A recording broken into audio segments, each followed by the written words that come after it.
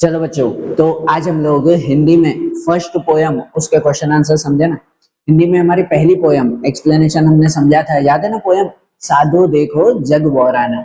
साधो देखो जग बौराना, तो वो पूरा जग, पूरी दुनिया जो है वो पागल हो चुकी है। ऐसा ये हमारे पोयम का टॉपिक था। एक्सप्लेनेशन में हमने समझा था कि संत कबीर का लिखा हुआ ये पद साहित्य प्रकार पद है। संत कबीर का लिखा हुआ ये पद कि जिसमें क्लियरली संत कबीर जो है हिंदू और मुस्लिम में आए हुए जो कुरीतियां चल रही है, जो बुरी चीजें चल रही है, उनके ऊपर कटाक्ष करते हैं। और कटाक्ष का सीधा विरोध करते हैं कि वो सीधा कहते हैं कि भाई ये चीजें गलत है, कि जो ये दिखावा चल रहा है कि हिंदू मुस्लिम में जो झगड़ा चल रहा है, दिखावा चल रहा है। एक कहता है कि भाई जो है वो श्री राम बड़े हैं, एक कहता है जो है वो रहमान बड़े हैं। तो दोनों ही बड़े हैं, दोनों ही जो है वो एक ही हैं। तो फिर ये जो है वो झगड़ा क्यों करना, ये दिखावा क्यों करना कि भाई हम ऊपर हैं, हम ऊपर हैं, ये दिखावा क्यों करना? सब चीजें एक ही हैं। ये संत कबीर जो है वो इस पोयम में क्लियरली समझाते हैं। इसलिए तो कहते हैं ना, साधो देखो जग बौराना, कभी देखो दुनिया पागल हो चुकी है, क्यों झगड़ रही है इन चीजों में, जबकि इन चीजों में कोई झगड़ने का है ही नहीं। जिसे सच्चा ज्ञान होता है वो जो है सीधा समझता है कि सब चीजें एक ही है, ऊपर एक ही बैठा हुआ है, उसे आप कोई भी नाम से बुला लो। सही बात है कह रहे हैं। तो यही पोयम की थीम थी और इसी के ही अकॉर्डिंग संत कबीर ने बहुत अच्छा ये पद लिखा हुआ है। हमने पोयम तो समझी थी ये, और अब उसके एक्सरसाइज के क्वेश्चन आंसर समझते हैं। तो एक्सरसाइज के क्वेश्चन आंसर अगर स्टार्ट करें तो उनमें पहला प्रश्न आता है कि प्रश्नों के 5-6 वाक्य में उत्तर, मतलब लॉन्ग सेंटेंस जो हमारे हैं उसके बारे में हमें समझाना है। ठीक है ना? तो चलो 5-6 वाक्य में उत्तर लिखने हैं हमें, तो उसमें हमारा पहला क्वेश्चन है। अच्छा, सॉरी, पहले वो भी समझा दो कि जब आपके लॉन्ग क्वेश्चन आते हैं आपको एग्जाम में जनरली ये 4 एंड 5 मार्क्स में पूछे जाते हैं। 4-5 मार्क्स, 4 या 5 मार्क्स में पूछे जाते हैं। तो इसके अंदर आपका आंसर की डिटेलिंग और लेंथ अच्छी होनी चाहिए। आप जब आंसर लिखो आपके सप्लीमेंट्री के हिसाब से लिखो तो कम से कम 1 पेज जितना जो है वो आपका आंसर बनना चाहिए। और लॉन्ग क्वेश्चन कोई भी चैप्टर का लिख लो, कोई भी पोएम का लिख लो, तो उसके अंदर सबसे पहले ऊपर इंट्रोडक्शन बतानी है, चैप्टर या पोएम के बारे में बताना है कि भाई उस पोएम में एक्चुअली है क्या, थीम क्या है चैप्टर या पोएम की। तो पहले ऊपर इंट्रोडक्शन देनी है 3-4 लाइन में, और फिर उसके बाद मेन आंसर शुरू करना है। आंसर में लॉन्ग क्वेश्चन में ज्यादातर तो सभी चीजें आ जाती है, पूरी पोएम का ही या चैप्टर का ही एक्सप्लेनेशन होता है। लेकिन फिर भी मैं हमेशा कहता हूँ कि ऐसा नहीं कि लॉन्ग क्वेश्चन पूछा हुआ तो पूरी पोएम ही हम लोग उतार दें। उस पूरी पोएम में से कौन सा हिस्सा पूछा हुआ है उसे ज्यादा एलेबरेट करना होता है। पूरी पोएम भले ही उसमें लिख दें, लेकिन जो हिस्सा, जो कॉन्टेक्स्ट मेन पूछा हुआ है उसे ज्यादा एलेबरेट करते हैं, बाकी की चीजें थोड़ी थोड़ी समझाएंगे। ऐसा ना हो कि आप हर आंसर में पूरी पूरी पोएम, पूरे पूरे चैप्टर की कहानी लिख दो, पूरी पोएम एक्सप्लेन कर दो, लेकिन जो मेन पूछा हुआ है वो थीम आपने 1-2 लाइन ही लिखी है, बाकी के अलग अलग मसाले बहुत लिख दिए, तो उसके पूरे आंसर कभी भी नहीं मिलते हैं। आ रहा है ना बात ध्यान? इसीलिए कॉन्टेक्स्ट के हिसाब से लिखना जरूरी है। पक्का ध्यान रहेगा, और मैं यहाँ पे समझाऊंगा भी तो उसके हिसाब से समझना। मैंने यहाँ पर क्वेश्चन और आंसर जो है वो शॉर्ट में लिखे हैं, मेन पॉइंट्स लिखे हैं कि ये पॉइंट आपके आंसर में इंक्लूड होने चाहिए। बाकी आगे पीछे उसके सेंटेंस बनाकर आप लोग लिखो वो ठीक है, पर ये पॉइंट उसमें मेन इंक्लूड होने चाहिए, वो मैंने यहाँ पर लिखे हैं। तो इसलिए आंसर ध्यान से समझना बेटा।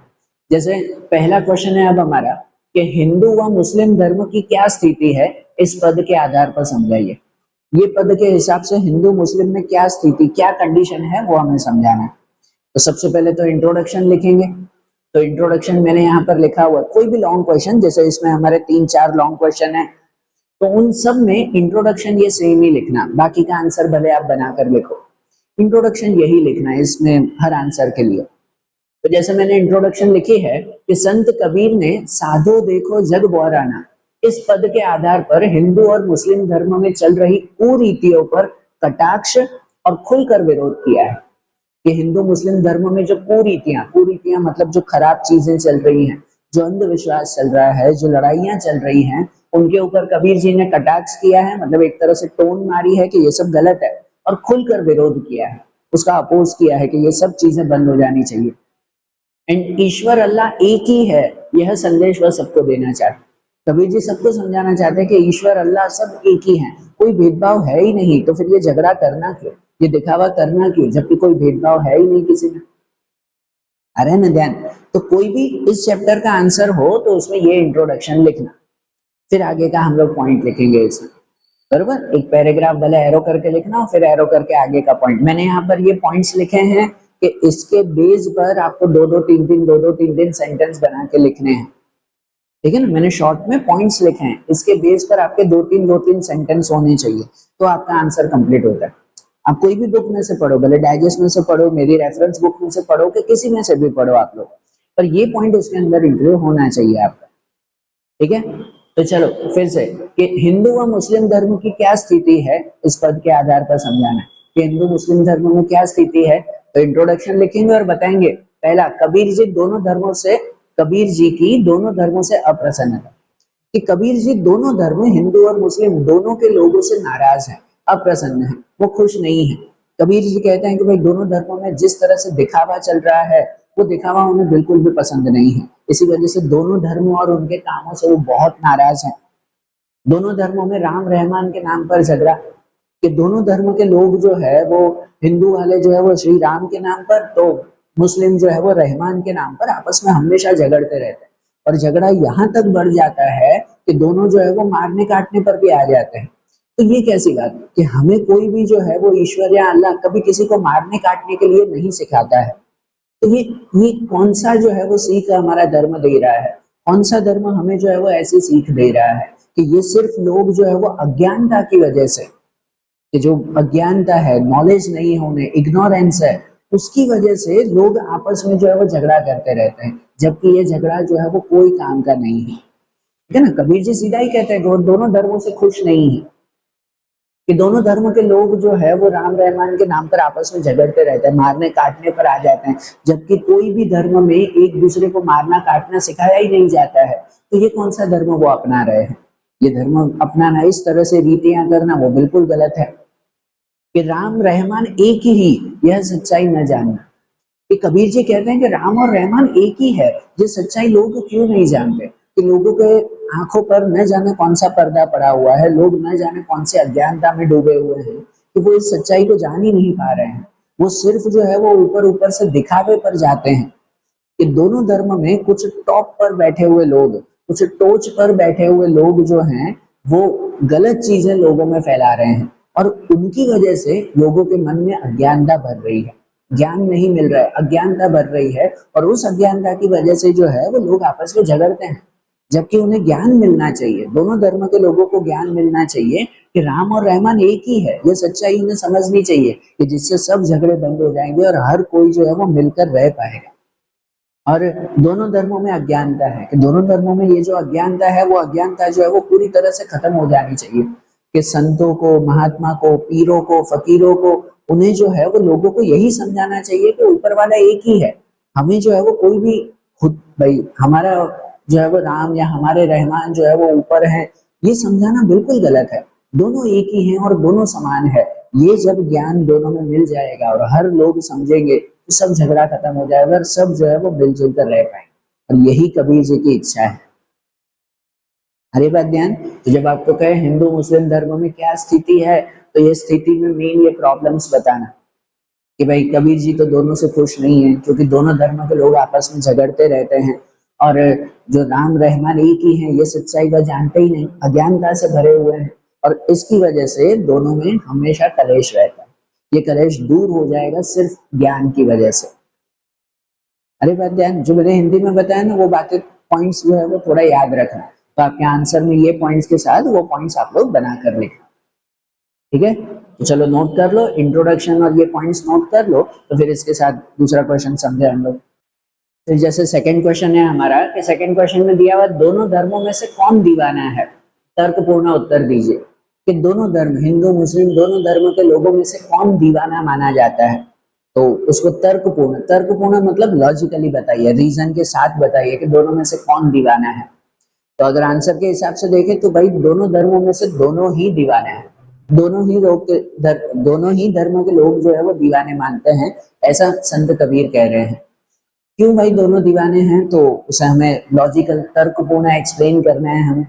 तो देखो, पहले इंट्रोडक्शन तो वही लिखेंगे जैसे पहले क्वेश्चन में लिखा था, सेम इंट्रोडक्शन मैंने वही लिखा है, मेन ये पॉइंट लिखेंगे। भाई दोनों धर्मों के लोग जो है वो दीवाने हैं। दीवाने मतलब एक तरह से जो है वो पागल की तरह। यहाँ पर जैसा है ना कि देखो जग बौराना, जग पागल हो चुका है, तो यहाँ दीवाना मतलब पागल ही कह रहा है कि दोनों धर्मों के लोग पागल हैं।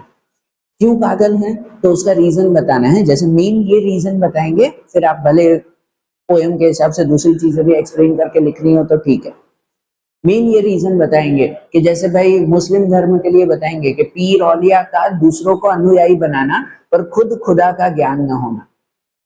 तो यहाँ पर ये बताएंगे पहले मुस्लिम धर्म के लिए, फिर हिंदू धर्म के लिए, दोनों के लिए समझाएंगे कि भाई मुस्लिम धर्म में जो पीर औलिया हैं, ये जो है वो दूसरों को अपना अनुयायी बनाते हैं। अनुयायी मतलब कि दूसरों को अपना शिष्य बनाते हैं, दूसरों को वो ज्ञान बांटते हैं, पर उन्हें खुद जो है वो कोई ज्ञान नहीं होता। असली जो कुरान है, जो कुरान शरीफ है असली, तो वो असली कुरान शरीफ तो लगता ही नहीं कि पीर और औलिया ने कभी पढ़ी भी होगी। वो न जाने कौन सी जो है वो कुरान पढ़ रहे हैं और न जाने कौन सा ज्ञान दूसरों को बांट रहे हैं, तो समझ ही नहीं आता। क्योंकि वो जो है वो ज्यादातर एक दूसरे के लिए जो है वो नफरत सिखाते हैं। तो पीर औलिया, ज्यादातर पीर औलिया एक दूसरे के लिए जो है वो नफरत सिखाते हैं कि ये चीजों से दूर रहो, ये चीजें जो है वो गलत है, इनसे ये बात नहीं होनी चाहिए, ये ऐसा नहीं होना चाहिए। जबकि कोई कुरान में जो है वो इस तरह से नहीं सिखाया जाता। तो न जाने जो है वो पीर औलिया कौन सी कुरान पढ़ते हैं और कौन सी जो है वो चीजें लोगों को सिखाते हैं। ठीक है ना, तो इसलिए तो वो दीवाने कहलाते हैं कि वो बिल्कुल दीवाने हैं, वो बिल्कुल पागल हैं कि जैसे उन्हें समझ ही नहीं है कि सच्चा ज्ञान क्या है और दूसरों को सिखाना क्या है। वो दूसरों को अपना अनुयायी, दूसरों को तो अपना शिष्य बना लेते हैं, लेकिन खुद जो है वो खुदा के शिष्य नहीं बन पाते।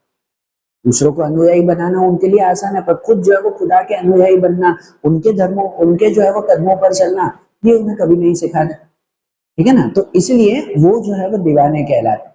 और वैसे ही हिंदू धर्म के लिए भी कहते हैं कि हिंदू धर्म ढोंग और पाखंड को ही अपना धर्म समझता है। हिंदू धर्म सिर्फ जो है वो बाह्य आडंबर, मतलब जो बाहरी दिखावा है, जो ढोंग है, जो पाखंड है, उसी को ही अपना धर्म मानते हैं कि बस यही हमारे लिए सीख है। तो उन्हें भी जो है वो पता नहीं है कि सच्चा ज्ञान क्या है। वो भी जो है वो दूसरों को गीता का ज्ञान जो है वो बांटते फिरते हैं, और कभी लगता ही नहीं है कि उन पंडितों ने भी कभी जो है वो असली गीता भी पढ़ी होगी या नहीं। ठीक है ना, कभी नहीं लगता। वो ढोंग और पाखंड जो है वो लोगों को सिखाते हैं कि अलग अलग जो है वो कर्म कांड सिखाते हैं, अलग अलग जो है वो रीति रिवाज सिखाते हैं कि ऐसा करो तो ठीक होगा, ऐसा नहीं करोगे तो नर्क मिलेगा, ये नहीं करोगे तो ऐसा होगा, कि तुम्हें जो है वो ये करना चाहिए, ये धागा बांधना चाहिए, ये तुम्हें इस तरह से करना चाहिए। यही चीजें जो है वो सिर्फ सिखाई जाती है। और ये तो सिर्फ बाहरी दिखावा है। अंदर मन जो साफ रखना चाहिए, अंदर जो ज्ञान होना चाहिए, अंदर जो हमें क्या कह सकते हैं कि जो गुण होने चाहिए हमारे अंदर भगवान को पाने के लिए, ये गुण कौन सिखाता है? ये गुण तो कोई भी नहीं सिखा रहा है। ठीक है ना, सिर्फ बाहरी दिखावा सिखा रहे हैं, ये करो, ऐसा करो, ऐसा करो। सिर्फ इसी को ही हिंदू धर्म के लोग जो है वो अपना धर्म समझते हैं, जबकि ये गलत है।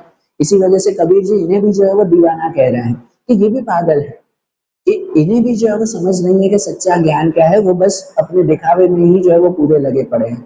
सच्चा भगवान को किस तरह से पाना है ये ज्ञान तो उन्हें भी नहीं है। तो इसलिए कहते हैं ना कि भाई दोनों ही अज्ञानी है, दोनों में ही दया मानवता के गुण नहीं है, और इसीलिए दोनों ही दीवाने कहलाते हैं। ये लिखेंगे ना खास कि दोनों धर्म के लोग जो है वो अज्ञानी हो ना, सच्चा ज्ञान है ही नहीं ऊपर वाले के लिए, कि भले वो राम हो या रहमान हो, उन सच्चा ज्ञान जो है वो दोनों को नहीं है। दोनों में दया मानवता के गुण नहीं है, दोनों में नैतिकता नहीं है कि कोई एक काइंडनेस हो, एक पोलाइटनेस हो, दोनों में जो है वो एक दूसरे के लिए दया हो, कुछ भी नहीं है। ठीक है ना, वो सिर्फ जो है वो अपने दिखावे में है और एक दूसरे की दुश्मनी में पड़े हुए हैं। तो ये दोनों ही अज्ञानी है, और इसीलिए कबीर जी दोनों को ही दीवाना है। अरे बात ध्यान, आंसर ध्यान रखना बेटा। तो कहते हैं कि भाई दोनों धर्मों में से कौन दीवाना है, तो दोनों ही दीवाने हैं। वो लॉजिकली या एग्जांपल देकर समझाने हैं। रहेगा ध्यान, नोट कर लेना बेटा ये पॉइंट्स है ना, इसको एक्सप्लेन करके लिखना है अच्छी तरह से। ये नोट कर लो तो उसके बाद फिर थर्ड वाला क्वेश्चन देखो।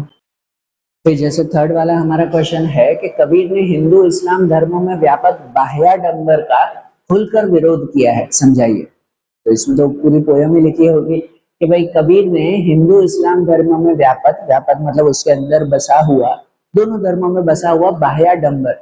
बाह्याडंबर मतलब कहलाता है बाह्य आडंबर। बाह्य मतलब बाहरी और आडंबर मतलब सिर्फ दिखावा। कि दोनों धर्मों में जो सिर्फ बाहरी दिखावा बसा हुआ है, उसका कबीर जी ने खुलकर विरोध किया है, उसका उन्होंने अपोज किया है, गलत बताया कि भाई ये दोनों दिखावे सिर्फ गलत है। तो समझाइए, उसे हमें समझाना है। इसमें आप पूरी पोयम एक्सप्लेन कर सकते हो, ठीक है। अब पहले इंट्रोडक्शन लिखेंगे, इंट्रोडक्शन तो सेम ही रहेगा सब आंसर्स के लिए, वो सेम। और दूसरा, ये मेन पॉइंट्स उसके अंदर इंक्लूड करने, इसके हिसाब से आपको सेंटेंस बना के लिखने हैं। जैसे भाई पहला पॉइंट आता है कि कबीर जी का दोनों धर्मों के दिखावों को करीब से देखना। कि कबीर जी ने जो है वो समाज में रहकर, जो बोल रहा हूँ वो भी ध्यान से सुनना, कि कबीर जी ने समाज में रहकर दोनों धर्मों को बहुत नजदीक से देखा हुआ है और उन्होंने जाना है कि दोनों धर्मों में सच्चा ज्ञान है ही नहीं, सिर्फ दोनों धर्म दिखावा ही कर रहे हैं, सिर्फ वो दिखावा कर रहे हैं और सच्चे ज्ञान को पाने की जरा से भी कोशिश वो लोग नहीं करते। कबीर जी ने दोनों धर्मों के लोगों को देखा है और वही देखा है कि वहां पे सिर्फ दिखावा चल रहा है, सच्चा ज्ञान पाने के लिए कोई भी काम नहीं कर रहा है। एक धर्म छापा तिलक सिखाए तो दूसरा धर्म अनुयायी बनाना, कि एक धर्म छापा और तिलक सिखाता है, कि एक धर्म हिंदू धर्म जो है वो छापा तिलक करना सिखाता है, पत्थर के पेड़ों की पूजा करना सिखाता है, सही है, लेकिन सच्चा ज्ञान क्या है, वो सच्चा ज्ञान वो बिल्कुल भी नहीं सिखा पाता। कि भाई सच्चा ज्ञान क्या है, सच्चे किस तरह से परमात्मा को पाना है, ये ज्ञान जो है वो बिल्कुल भी नहीं सिखाता, वो सिर्फ बाहरी दिखावों में फंसा रहता है। तो एक धर्म इस्लाम धर्म जो है वो अनुयायी बनाना सिखाए, उस धर्म के पीर औलिया जो है वो दूसरों को अपना अनुयायी बनाना जानते हैं, लेकिन खुद खुदा के अनुयायी बनना जो है वो नहीं जानते। कि खुद जो है वो कुरान शरीफ में क्या लिखा हुआ है वो उन्हें कुछ भी नहीं पता, और वो दूसरों को कुरान शरीफ वो सिखाते हैं। तो जबकि उन्हें पहले ज्ञान होना चाहिए कि सच्चा ज्ञान क्या है और वो दूसरों को सिखाना चाहिए, जबकि वो उन्हें बिल्कुल भी नहीं सिखाते। वो दूसरों को सिखाते हैं कि हमारे अनुयायी बनो, जबकि दूसरों को सिखाना चाहिए कि भाई तुम उनके अनुयायी बनो, वो क्या बोल रहे हैं उनके हिसाब से काम करो। जबकि ये उस धर्म में नहीं सिखाया जाता, वहां पर भी सिर्फ बाहरी दिखावा सिखाया जाता है कि हाँ सिर्फ हमारे साथ जुड़ो, जबकि उनके साथ जुड़ना जो है वो सिखाना चाहिए। तो इसलिए तो कबीर जी दोनों का विरोध कर रहे हैं कि एक धर्म में जो है वो छापा तिलक, ये पत्थर, इन सब से जुड़ना सिखाते हैं, तो एक धर्म में खुद से जुड़ना सिखाते हैं, मजार से जुड़ना सिखाते हैं। जबकि जुड़ना जो है वो उनसे है, वो सिखाना चाहिए, वो ज्ञान होना चाहिए। वो ज्ञान दोनों धर्मों में नहीं सिखाया जाता, वो सिर्फ बाहरी क्रियाकर्मों में फंसे हुए हैं कि ये करना है, ऐसा करना है, ऐसा करना है, उन क्रियाकर्मों में फंसे हुए हैं।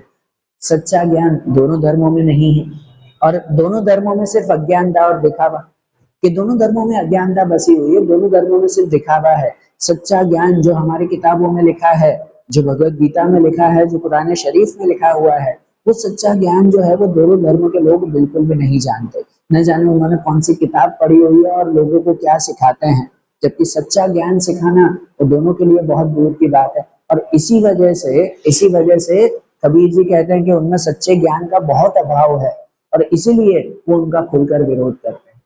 वो कहते हैं कि वो जो आपस में झगड़ते रहते हैं, वो झगड़े का पॉइंट भी आंसर में लिखना। वो कहते हैं कि भाई हिंदू मुस्लिम धर्म जो आपस में झगड़ते रहते हैं, अपने धर्म को बड़ा दिखाने के लिए मारने काटने पर भी आ जाते हैं, जबकि कोई धर्म एक दूसरे को मारना काटना सिखाता नहीं है। तो कबीर जी कहते हैं ये कैसा धर्म दोनों अपना रहे हैं कि जहां पर एक दूसरे को मारने की जरूरत पड़ रही है, ये कोई धर्म नहीं है। और इसीलिए कबीर जी जो है वो दोनों धर्मों का खुलकर विरोध करते हैं कि भाई मुझे कोई धर्म नहीं अपनाना है, क्योंकि दोनों धर्म के लोग जो है वो दीवाने हो चुके हैं, पागल हो चुके हैं, और इसीलिए दोनों ही धर्मों का वो विरोध करते हैं। अरे बात ध्यान, ठीक है, ध्यान से समझना बेटा, जो मैंने आंसर बताया उसे अच्छी तरह से याद रखना, और ये पॉइंट्स नोट कर वो आपके आंसर में इंक्लूड करना, ठीक है। तो चलो थर्ड वाला भी लिख दो, और जो हमारे लॉन्ग क्वेश्चन कंप्लीट हुआ है अब इसके साथ अब जो शॉर्ट क्वेश्चंस हैं वो भी जल्दी से समझ लें। फिर जैसे सेकंड क्वेश्चन है हमारा कि प्रश्नों के 2-3 वाक्यों में होता है। अब ये शॉर्ट आंसर है, आपके 2-2 मार्क में पूछे जाते हैं ये आंसर, वैसे है ना इसमें। और ये आंसर जब आप एग्जाम में लिखो ना, तो इसके लिए आपको इंट्रोडक्शन लिखना कंपलसरी नहीं है कि हमें इंट्रोडक्शन लिखनी पड़े पहले, ऐसा कंपलसरी नहीं है। इसमें डायरेक्ट आंसर लिखना है, जो कॉन्टेक्स्ट पूछा हुआ है, जो टॉपिक पूछा हुआ है उसके हिसाब से डायरेक्ट आंसर हमें इसमें लिखना है, ठीक है। तो ध्यान से समझना बेटा, मैंने यहाँ पर भी क्वेश्चन लिखा है और आंसर के मेन पॉइंट शॉर्ट में लिखे हैं, उसे आपको थोड़ा एक्सप्लेन करके लिखना है। 2-3 मार्क के आंसर है तो ये भी आपके आंसर 4-5-6 लाइन के होने चाहिए। 5-6 लाइन के अगर आप आंसर लिख रहे हो तो बहुत बढ़िया है, ठीक है ना, आपको पूरे मार्क्स मिलने के चांसेस है अगर 5-6 लाइन परफेक्ट हुई तो। उसके अंदर ये पॉइंट इंक्लूड होने चाहिए जो मैंने लिखे हैं, फिर आगे पीछे की चीजें आप जैसे भी बना के लिखो तो ठीक है। इंट्रोडक्शन शॉर्ट में लिखोगे 1 लाइन में तो भी चलेगा, नहीं लिखोगे तो भी चलेगा, वो कंपलसरी नहीं है 2 मार्क्स में। ओके, देखो अब इसमें समझे हम लोग। तो पहला है कि कौन से लोग ईश्वर से दूर हैं। कबीर जी कहते हैं कि कैसे लोग जो है वो ईश्वर से, भगवान से दूर रहते हैं। तो कैसे लोग, तो कहा जाता है कि दोनों धर्मों के ठेकेदार जो सिर्फ बाहरी दिखावों में लगे रहते हैं। तो ये पॉइंट मेन है, फिर इसको आप बना के लिखना है कि दोनों धर्मों के जो ठेकेदार हैं कि जिन्होंने धर्मों को जो है वो अपनी प्रॉपर्टी समझ के रखा है, अपना समझ के रखा है कि ये धर्म तो हमारा है, और इसके लिए वो एक दूसरे को मारने, काटने, झगड़ने को भी तैयार हो जाते हैं। ये दोनों धर्म के ठेके, ये धर्म मेरा है, ये धर्म मेरा है, हमारा कैसे हुआ, वो उनका बनाया हुआ है, और उन्होंने भी धर्म तो बनाया ही नहीं है। ठीक है ना, हम खुद के धर्म को ऊपर मानकर और झगड़ते रहते हैं। तो जो दोनों धर्म के ठेकेदार हैं, जिन्होंने धर्मों को अपना मानकर और एक दूसरे से झगड़ा करना शुरू कर दिया है, और जो लोग सिर्फ बाहरी दिखावों में लगे रहते हैं, सिर्फ बाहरी दिखावों में के बिना मतलब की जो है वो पूजा पाठ में और सिर्फ बाहरी दिखावों में लगे रहते हैं, ऐसे लोग वो ईश्वर से सदा दूर रहते हैं। क्वेश्चन है ना, तो भाई कैसे लोग ईश्वर से दूर रहते हैं। तो ऐसे लोग जो ठेकेदार खुद को मानकर और एक दूसरे से झगड़ते रहते हैं धर्म के नाम पर, और जो लोग सिर्फ बाहरी दिखावों में लगे रहते हैं, ये लोग ईश्वर से बहुत दूर हैं। वो सिर्फ उन दिखावों में फंसे हुए हैं, ईश्वर तक वो कभी पहुंच पाएंगे नहीं। ठीक है, ये आंसर नोट करना बेटा। फिर जैसे सेकंड है कि पीर औलिया खुदा को क्यों नहीं जान पाए।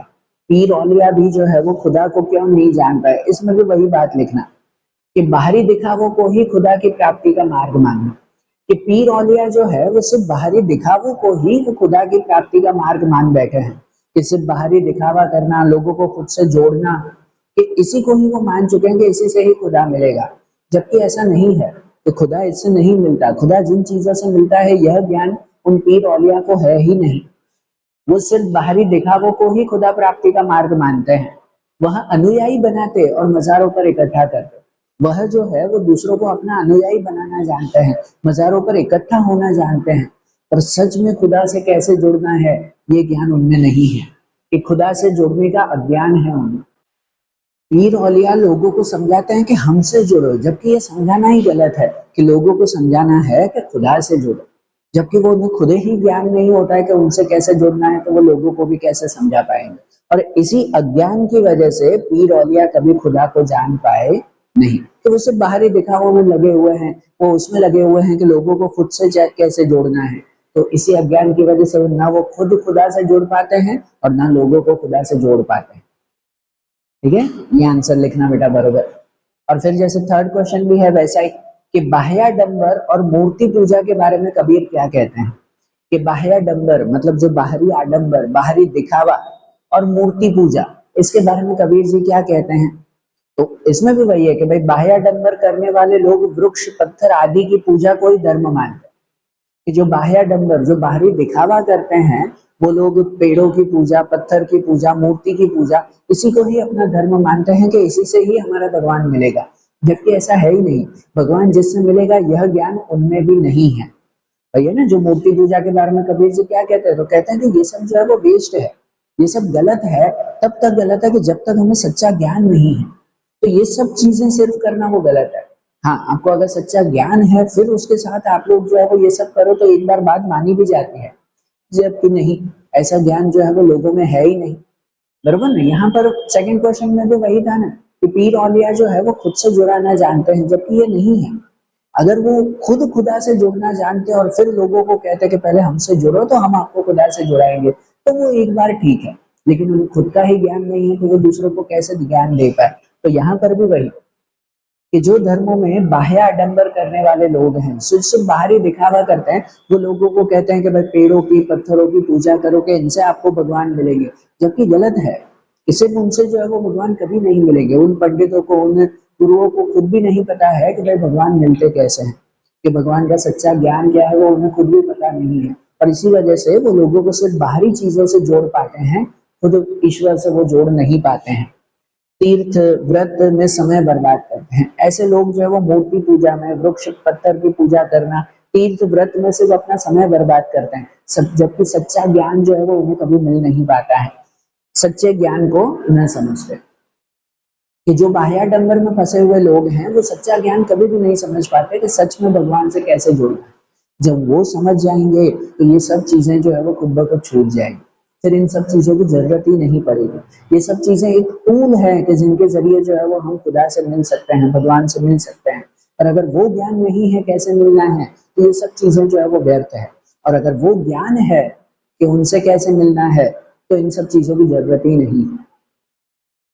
अरे ना बात ध्यान, तो ये खास समझना है। इसीलिए कबीर जी बाह्याडंबर और मूर्ति पूजा करने वाले लोगों का सख्त विरोध करते हैं कि ये सिर्फ दिखावा है और समय की बर्बादी है। इनसे जो है वो भगवान की प्राप्ति कभी नहीं हो पाएगी। अरे बात ध्यान, हाँ ध्यान से समझना बेटा ये आंसर को, ठीक है। तो ये भी लिख दो, तीनों आंसर अच्छी तरह से नोट कर लो, जो 2 मार्क्स वाले हैं। अब जो 1 मार्क वाले हैं और एमसीक्यूज हैं वो अब हम लोग समझे। देखिए फिर उसके बाद थर्ड वाला क्वेश्चन समझे कि प्रश्नों के एक एक वाक्य में उत्तर लिखिए, और साथ में मैं क्वेश्चन 4 एमसीक्यू भी समझा रहा हूँ। एमसीक्यू मैंने यहाँ पर लिखे नहीं है, वो टेक्स्ट बुक में से रीड करके समझा रहा हूँ, तो आपकी टेक्स्ट बुक साथ में रखना। और 1 सेंटेंस पहले हम लोग समझे कि एक एक वाक्य में उत्तर, उसमें तो डायरेक्ट आंसर भी लिखना होता है 1 सेंटेंस में। मैंने यहाँ शॉर्ट में लिखा है, पर आप पूरा सेंटेंस लिखना उसमें। जैसे कि पहला सवाल है कि जगत के लोग किस पर जल्दी विश्वास करते हैं, कि जगत के लोग जो है वो कौन सी चीज पे जल्दी विश्वास करते हैं या कैसे लोगों पर जल्दी विश्वास करते हैं। तो जगत के लोग झूठी बातें करने वालों पर जल्दी विश्वास करते हैं। दुनिया के लोग जो झूठी बातें बताते हैं, जो सिर्फ दिखावा करते हैं, उनके ऊपर जल्दी विश्वास करते हैं। सच बोलने वाले पर विश्वास करने वाले लोग बहुत कम हैं। झूठी बातों पर जल्दी विश्वास हो जाता है, ठीक है ना। या दूसरा है कि हिंदू और मुस्लिम आपस में क्यों लड़ते हैं। तो हिंदू मुस्लिम आपस में क्यों लड़ते हैं, तो क्योंकि वह ईश्वर की सच्चाई से अनजान है। क्योंकि हिंदू और मुस्लिम दोनों धर्म के लोग सिर्फ अपने धर्म को बड़ा मानते हैं, जबकि ईश्वर की सच्चाई से वो बिल्कुल अनजान है कि असली में राम रहमान एक ही है। यह सच्चाई से वह अनजान है और इसी वजह से आपस में झगड़ा करते रहते हैं। एंड अंत काल में कौन लोग पछतावा करते हैं। थर्ड क्वेश्चन है जैसे कि अंत काल में कौन पछतावा करते हैं। अंत काल मतलब आखिरी समय, मरते वक्त कौन पछतावा करते हैं। कहते हैं कि जो शिष्य ढोंगी गुरु से सीख लेते हैं वह खुद भी डूबते हैं और गुरु को भी डुबाते हैं। कि जो शिष्य हैं जो ढोंगी गुरु से सीख लेते हैं, कि भाई गुरु बनाना सही है, लेकिन अगर कोई ढोंगी गुरु बना लिया जाए, और जो शिष्य ऐसे ढोंगी लोगों से खुद सीखते हैं, अंत काल में वो शिष्य खुद भी डूबते हैं और अपने गुरु को भी डुबाते हैं। और ऐसे शिष्यों को अंत काल में पछतावा होता है। जो है ना, अंतकाल में कौन पछतावा करते हैं, तो ऐसे शिष्य अंतकाल में पछतावा करते हैं कि जब उन्होंने ढोंगी गुरु से सीख ली हुई है और आखिर तक वो सीख कोई काम नहीं आती है, तो आखिरी में वो खुद भी डूबते हैं, उनके गुरु भी डूबते हैं और उन्हें पछतावा होता है कि कोई सच्चा गुरु सच्चा ज्ञानी मिला होता है तो बहुत अच्छा, ठीक है ना। ऐसे लोग वो पछतावा करते हैं। और हिंदू लोगों की क्या पहचान है, फोर्थ क्वेश्चन है, हिंदू लोगों की पहचान क्या है। तो मूर्ति पूजा, माला, छापा, तिलक, यही हिंदू धर्म की पहचान रह गई है। हिंदू धर्म की क्या पहचान रह गई है, तो यही है, मूर्ति पूजा, माला, छापा, तिलक, ठीक है ना। तो भाई छाप करना, तिलक लगाना, यही जो है वो हिंदू धर्म की सिर्फ पहचान बन के रह गई, बरोबर। तो ये चीज नोट करना बेटा, सिंपल से क्वेश्चन हैं, चारों नोट करना और साथ में एमसीक्यू भी। क्वेश्चन 4 है हमारा, सही विकल्प चुनिए, एमसीक्यू है, मैंने लिखे नहीं है, वो टेक्स्ट बुक में से रीड कर रहा हूँ, तो आप लोग भी टेक्स्ट बुक साथ में रखो, देखो उसमें। जैसे पहला एमसीक्यू दिया हुआ है कि कबीर के मतानुसार सच कहने पर जगत के लोग क्या करते हैं। कबीर के मतानुसार, मतानुसार मतलब क्या, उनके अकॉर्डिंग, उनके मत अनुसार, उनके अकॉर्डिंग। तो कबीर के अकॉर्डिंग सच कहने पर जगत के लोग क्या करते हैं। तो सच कहने पर क्या करते हैं जगत के लोग, तो जैसे है ना, विश्वास करते हैं, तमाशा खड़ा करते हैं, मारने दौड़ते हैं, कि विश्वास नहीं करते, तो थर्ड ऑप्शन आएगा, मारने दौड़ते हैं। कि सच कहने पर जो है वो जगत के लोग सिर्फ मारने ही दौड़ते हैं, वो सच की चीजों पर कभी विश्वास नहीं करते, झूठ पर उनका विश्वास जो है वो जल्दी हो जाता है। तो इसमें कौन सा ऑप्शन आएगा, थर्ड ऑप्शन आएगा, तो सच कहने पर जगत के लोग मारने दौड़ते हैं। यह सेकंड एमसीक्यू है कि इनमें से किन लोगों का ज्ञान व्यर्थ है, कैसे लोगों का ज्ञान बेकार माना जाता है। ये 4 ऑप्शन है। पहला, जो आत्मज्ञान को छोड़कर पत्थर की पूजा करते हैं, मतलब खुद का सच्चा ज्ञान छोड़कर और पत्थर की पूजा करना जानते हैं। जो नियमित भगवान की पूजा करते हैं, जो ईश्वर को नहीं मानते हैं, और जो प्रातःकाल स्नान नहीं करते, प्रातःकाल मतलब सुबह सुबह स्नान नहीं करते। तो इनमें से किसका ज्ञान व्यर्थ है, तो पहला ऑप्शन सही है बेटा।